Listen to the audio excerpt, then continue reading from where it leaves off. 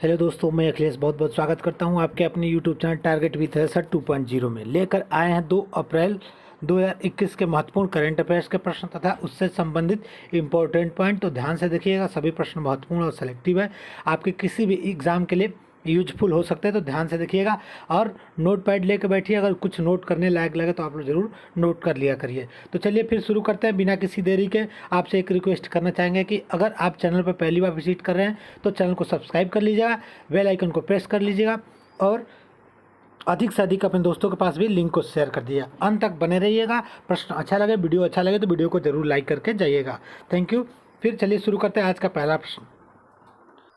आज का पहला प्रश्न है, ला पेरोस संयुक्त सैन्य अभ्यास फ्रांस और किन देशों के बीच में आयोजित किया जा रहा है? तो इसका सही आंसर क्या होगा? ला पेरोस संयुक्त सैन्य अभ्यास है, फ्रांस और किन देशों के बीच में आयोजित किया जा रहा है? तो एक नंबर का सही आंसर होगा ऑप्शन नंबर ए, क्वाड देश।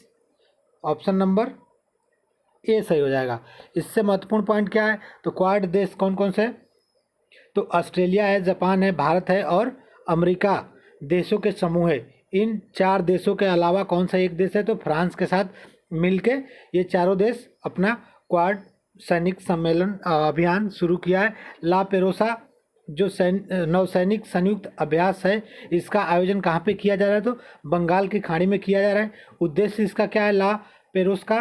तो ला पेरोस नौसैनिक संयुक्त सैन्य अभ्यास है, जिसका मुख्य उद्देश्य सभी देशों के नौसैनिकों जो नौसेना है उसके बीच के आपसी सहयोग, सैन्य शक्ति का प्रदर्शन करना और आतंकवाद को खत्म करना, ताकि युद्ध जैसी स्थिति से निपटा जा सके। इसका मुख्य उद्देश्य क्या है? तो आप लोग देख लीजिएगा।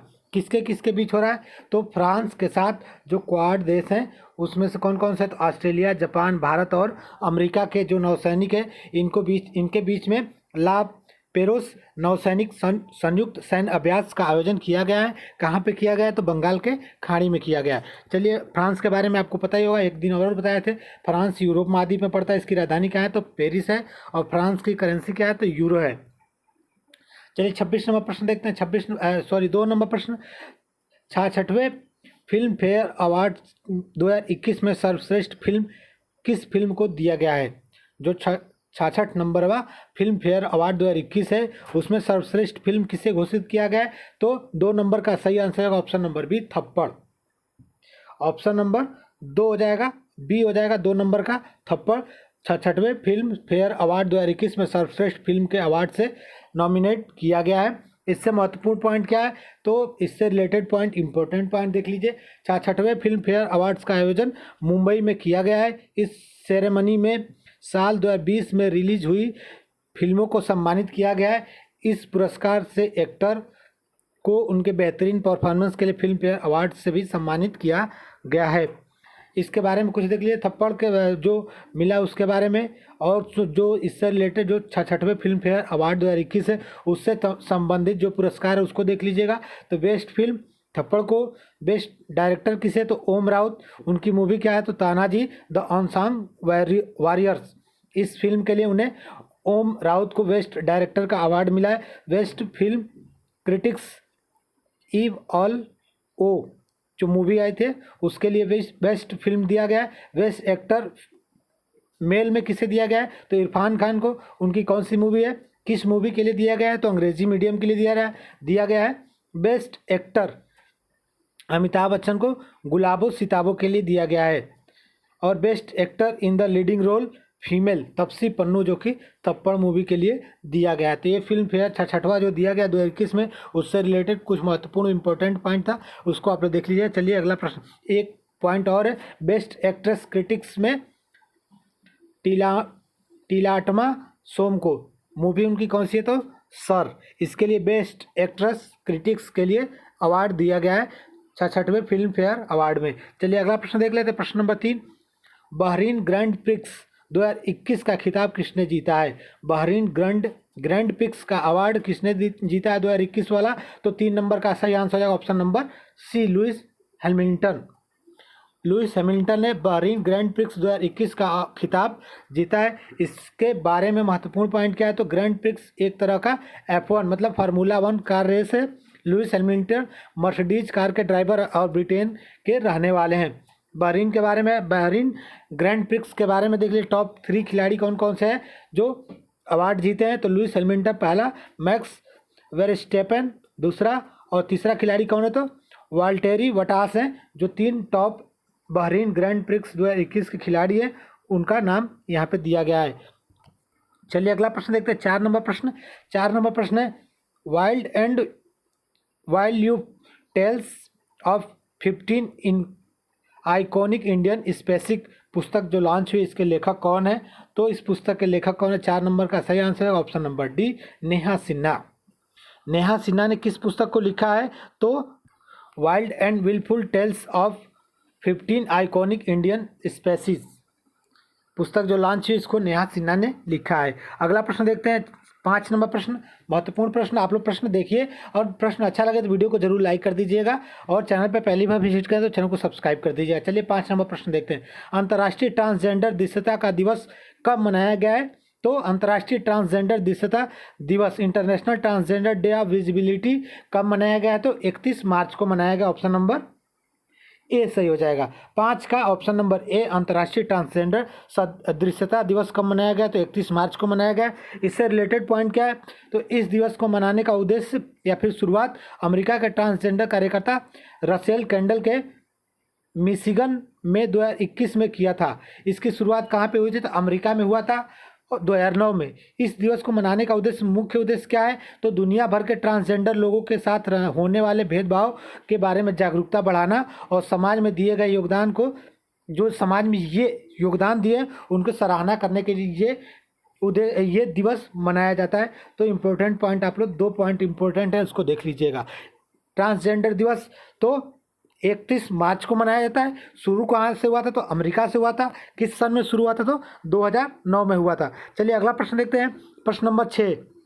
प्रश्न number 6, ISSF world shooting cup 2021 में पदक तालिका में कौन सा देश शीर्ष स्थान पर रहा है? तो ISSF वर्ल्ड शूटिंग 2021 वाला जो कप हुआ है, उसमें सही आंसर है ऑप्शन नंबर ए, भारत पहले स्थान पे रहा है। शीर्ष स्थान पे कौन रहा है? तो Bharat. ISSF world shooting cup 2021 में पदक तालिका में भारत शीर्ष स्थान पे रहा है। इससे रिलेटेड महत्वपूर्ण पॉइंट देख लेते हैं। महत्वपूर्ण पॉइंट क्या है? तो ISSF का पूरा नाम क्या है? तो इंटरनेशनल शूटिंग स्पोर्ट फेडरेशन। इसका आयोजन कहाँ पे हुआ 2021 में? तो नई दिल्ली में हुआ है। ISSF वर्ल्ड शूटिंग कप 2021 में टॉप 3 देश कौन कौन से? तो भारत पहले नंबर पे है, अमेरिका दूसरे और डेनमार्क तीसरे नंबर पे है। इस प्रतियोगिता में भारत ने कुल 30 पदक जीते हैं, जिसमें 15 स्वर्ण पदक, 9 रजत पदक और 6 कांस्य पदक शामिल है। ये पॉइंट इसका इंपॉर्टेंट है, आप लोग देख लीजिएगा।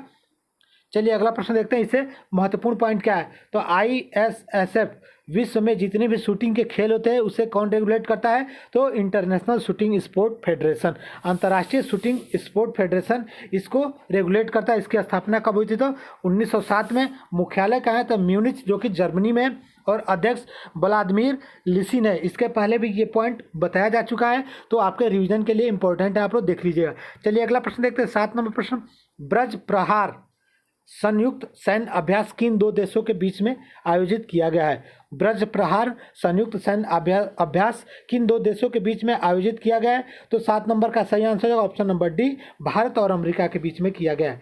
ब्रज प्रहार संयुक्त सैन्य अभ्यास भारत और अमेरिका के बीच में किया गया, ऑप्शन नंबर डी से हो जाएगा। इंपॉर्टेंट पॉइंट देख लेते हैं। इंपॉर्टेंट पॉइंट क्या है? तो ब्रज प्रहार अभ्यास का आयोजन हिमाचल प्रदेश के बकलोह में किया गया है। 2021 में ब्रज प्रहार अभ्यास संस्करण का 11वां संस्करण है।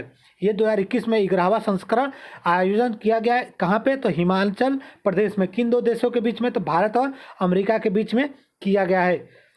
और उद्देश्य इसका क्या है? तो ब्रज प्रहार का उद्देश्य, मुख्य उद्देश्य है भारत और अमेरिका के बलों, जो सैनिक हैं, उनके बीच में इंटर ऑपरेटिबिलिटी को बढ़ावा देना, सैन्य शक्ति का प्रदर्शन करना तथा आतंकवाद को खत्म करने तथा दुनिया में युद्ध की स्थिति से निपटने के लिए ये सैन्य अभ्यास किया जा रहा है। चलिए अगला प्रश्न देखते हैं, 8 नंबर प्रश्न। 8 नंबर प्रश्न है, किस बैंक के Asia mini best bank award 2021 से सम्मानित किया गया है?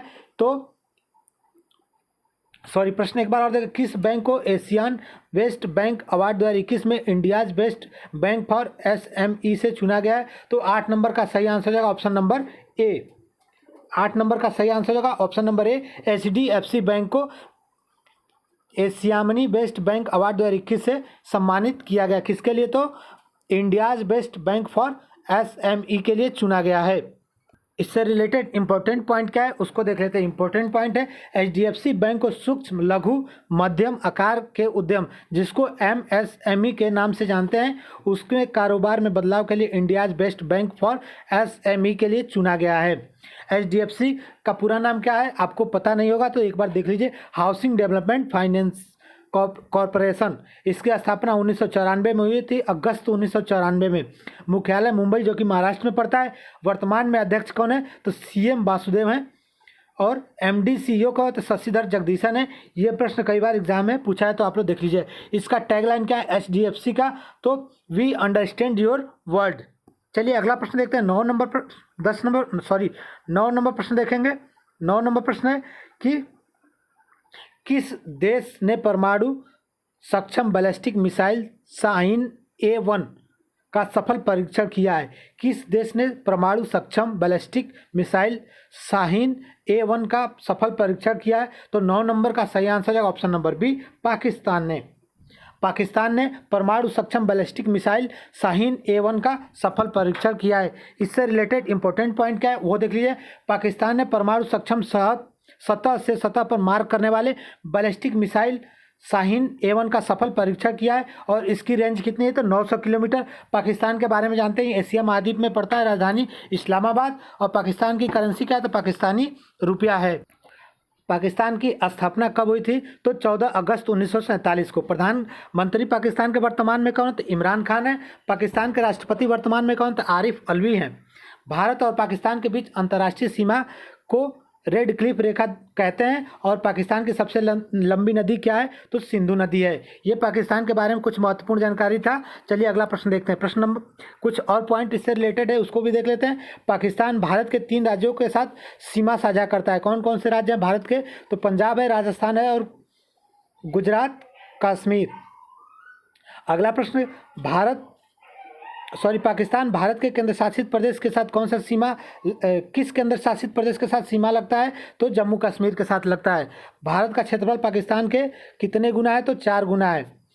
पाकिस्तान की संसद को क्या कहते हैं? तो नेशनल असेंबली कहते हैं। पाकिस्तान का मानक समय ग्रीनविच से कितना आगे है? तो 5 घंटे आगे। गुरु नानक देव जी जो कि पहले सिख गुरु थे, उनका जन्म कहाँ हुआ था? तो ननकाना जो कि पाकिस्तान में पड़ता है। चलिए अगला प्रश्न 10 नंबर प्रश्न देखेंगे। योसांग त्यौहार किस राज्य में मनाया जाता है? योसांग त्यौहार किस राज्य में मनाया जाता है? तो 10 नंबर का सही आंसर है ऑप्शन नंबर बी, मणिपुर में। ऑप्शन नंबर बी से हो जाएगा मणिपुर में। चलिए इससे रिलेटेड इंपॉर्टेंट पॉइंट देख लेते हैं। इंपॉर्टेंट पॉइंट क्या है? तो मणिपुर में होली को योसांग उत्सव के नाम से जानते हैं। ये प्रश्न इंपॉर्टेंट है आपके लिए कि मणिपुर में होली को किस नाम से जानते हैं? तो योसांग त्यौहार के नाम से जानते हैं। मणिपुर के बारे में आप लोग देख लीजिए इंपॉर्टेंट पॉइंट क्या है मणिपुर के बारे में। तो मणिपुर की राजधानी कहाँ है? तो इम्फाल है। मणिपुर के मुख्यमंत्री कौन है वर्तमान में? तो एन बीरेन सिंह जो कि बीजेपी पार्टी से हैं। और मणिपुर के गवर्नर नजमा हेपतुल्ला हैं। और मणिपुर के मुख्य न्यायाधीश हाईकोर्ट के कौन है? तो पी वेंकट संजय कुमार हैं। ये मणिपुर के बारे में इंपॉर्टेंट पॉइंट है।